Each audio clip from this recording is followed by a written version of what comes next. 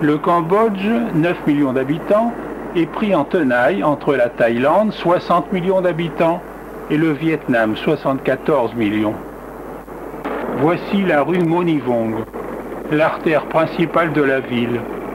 On retrouve sur les enseignes les traces de la présence française qui a cessé en 1954.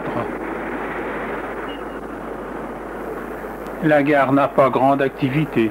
Les rares trains qui en partent poussent devant eux 2 wagons, en principe vides, à cause des mines posées par les Khmers rouges.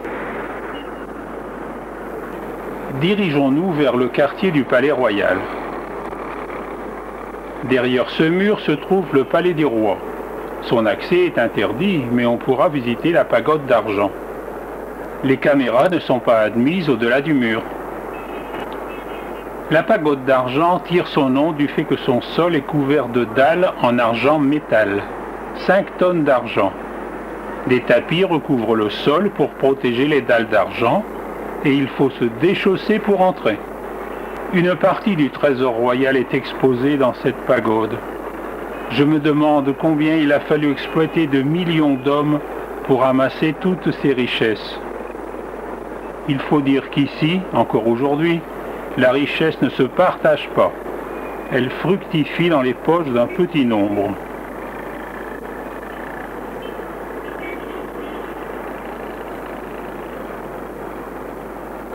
La tribune royale surplombe la rue. C'est de là que le roi assiste au défilé. Plus de 90% des Cambodgiens appartiennent à l'ethnie Khmer. Ils sont bouddhistes. Voici un de leurs temples, le Wat Phnom.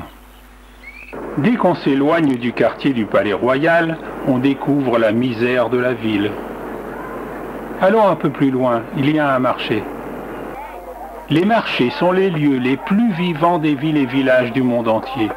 C'est là qu'il faut aller, si on veut voir de quoi et comment vivent les hommes et les femmes d'un pays et estimer leur niveau de vie. Dans les musées, vous ne voyez que les traces du passé de la classe dirigeante.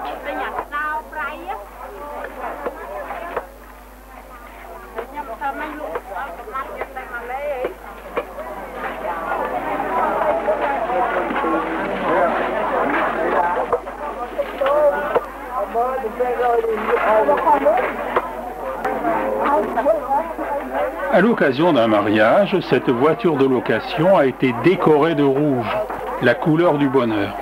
Les mariés seront véhiculés en automobile, les invités prendront, comme ils le font d'habitude, des cyclopousses. Dans tous les pays d'Asie que nous avons visités, la Birmanie, la Thaïlande, la Malaisie, le Vietnam, nous avons vu ces étals d'aliments prêts à être consommés. Les acheteurs les emportent dans des sachets en plastique.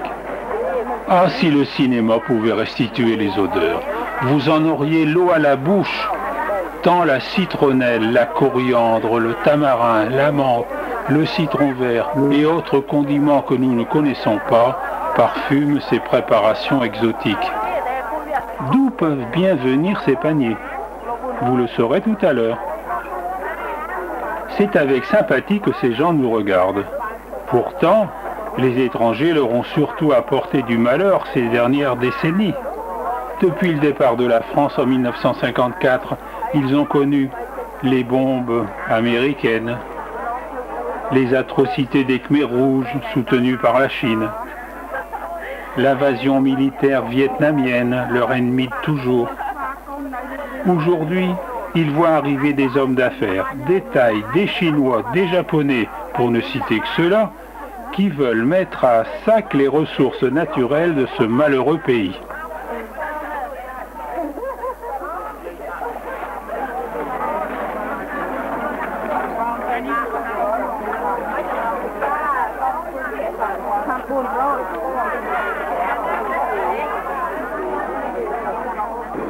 Dirigeons-nous vers le marché central, le cœur de la ville. C'est là qu'on trouve les principaux magasins. Les automobiles privées sont rares. Celles que vous voyez sont des véhicules de société ou de l'administration. C'est en moto qu'on se déplace dans Phnom Penh. Levez la main et une moto libre arrive bien vite pour vous offrir ses services. Prix à discuter ferme évidemment.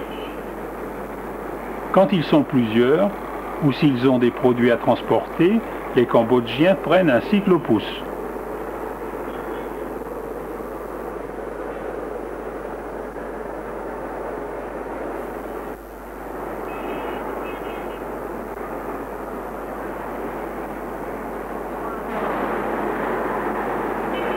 Le marché central se tient sous ce dôme style art déco. Partons maintenant à l'aventure hors des grands axes. Depuis 20 ans, les égouts sont bouchés et les ordures ne sont pas régulièrement enlevées. C'est une société privée à capitaux français qui, en 1994, a la concession de l'enlèvement des ordures.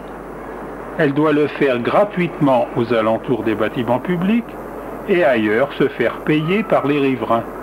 Manifestement, ce système ne fonctionne pas. D'après la presse locale, les riverains ne veulent pas payer, disant que c'est sale, et la société déclare ne pouvoir enlever les détritus car les riverains ne paient pas. Quand on a soif, rien de tel qu'une noix de coco. Partout, les enfants veulent imiter leur papa.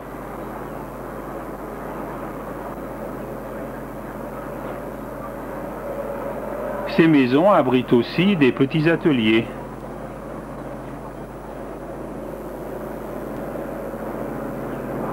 Devinez ce qu'ils fabriquent. Sachez qu'ici cela sert plusieurs fois. En effet, les bouddhistes sont à leur décès conduits au crématorium dans un beau cercueil, qu'on se garde bien de brûler afin qu'ils puissent resservir. La police patrouille en moto dans la ville. Sophie, va leur demander de nous trouver des mototaxis.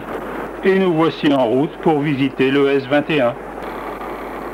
Le S21 était une école que les Khmers rouges avaient en 1975 transformée en un centre d'interrogatoire, comme ils en ouvrirent partout dans le pays.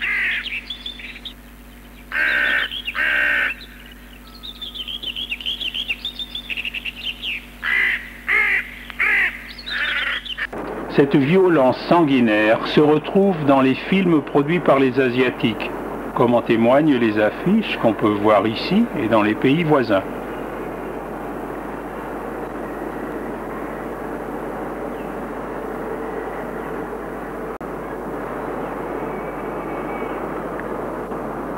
Continuons notre promenade dans les rues de Phnom Penh. Ces bouteilles contiennent de l'essence destinée aux motocyclettes.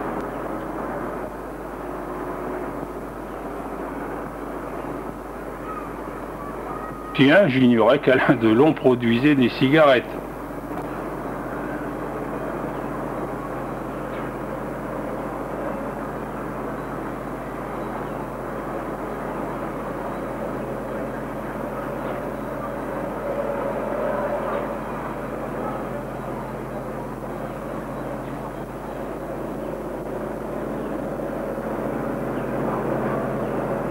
Les coupures d'électricité sont très fréquentes. Ceux qui ont les moyens ont leur propre groupe électrogène.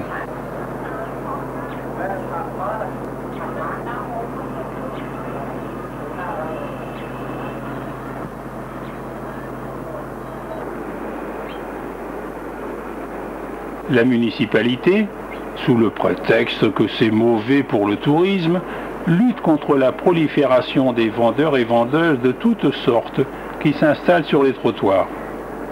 Ces gens font cela pour s'assurer un complément de revenus, tout comme ceux qui offrent le service de leur moto. Cette activité secondaire leur rapporte journellement de quoi acheter 1 à 2 kilos de riz. Il faut savoir que ceux qui ont la chance d'avoir du travail gagnent vraiment peu. Tenez, un éboueur gagne 120 francs par mois, moins de 5 francs par jour. Un employé de l'électricité du Cambodge, la société de distribution d'électricité, gagne seulement 40 francs par mois, soit un peu plus de 1 franc par jour. N'allez pas imaginer que les prix sont en rapport avec les salaires. 1 kilo de viande équivaut à 4 jours de salaire ouvrier. L'hygiène alimentaire laisserait plutôt à désirer dans ces petits restaurants installés sur les trottoirs.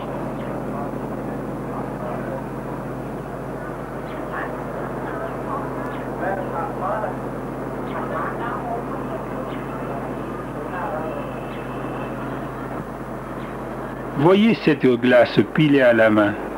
Il vaut mieux s'en méfier. L'eau qui a servi à la fabriquer n'est pas potable et les blocs ont traîné ici et là. Il vaut mieux boire bouillant que boire glacé. Encore de l'essence.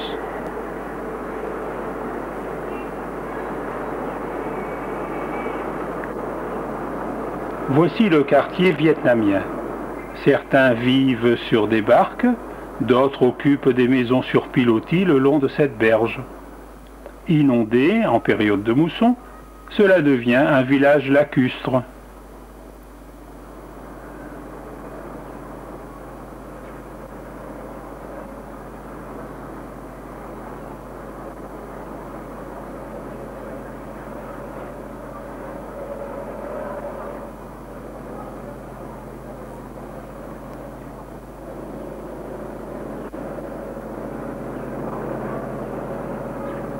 La rivière Tonlé-Sap longe la ville.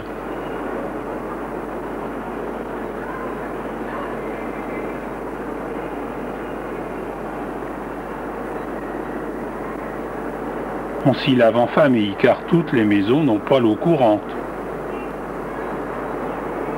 Ce bateau va peut-être à Siem Reap. Il mettra 1 à 2 jours pour parcourir les 300 km qui nous séparent de cette ville. Il subit parfois les attaques des pirates. En principe, les Occidentaux ne peuvent emprunter ce mode de transport.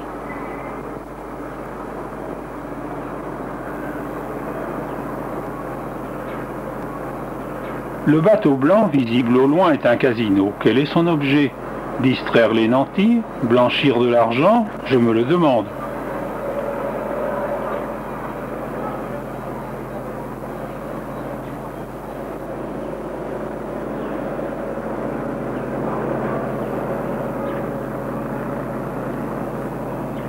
La rivière Tonlé-Sap se jette au niveau de Phnom Penh dans le Mékong, qui se partage en 2 branches. Durant la saison humide, le niveau du Mékong monte à tel point qu'il refoule les eaux de la rivière Tonlé-Sap. Quand revient la saison sèche, la rivière reprend son cours et se vide à nouveau dans le Mékong. Ici, les enfants n'ont pas besoin de jouets sophistiqués. Un simple bout de carton leur permet de glisser sur la pente de la berge.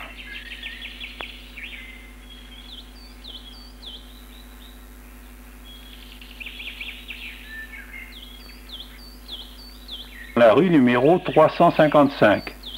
À Phnom Penh, toutes les rues portent un numéro. Le jour, tout est calme. Mais la nuit, c'est très animé, car toutes ces maisons sont des bordels.